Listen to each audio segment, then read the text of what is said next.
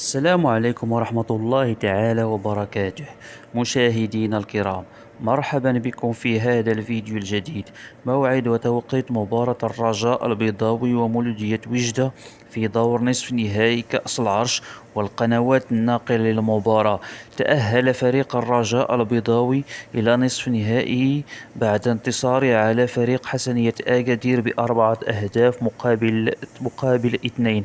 وتأهل فريق مولودية وجدة إلى نصف النهائي بعد انتصاره على فريق أولمبيك خريبكا بهدف مقابل لا شيء.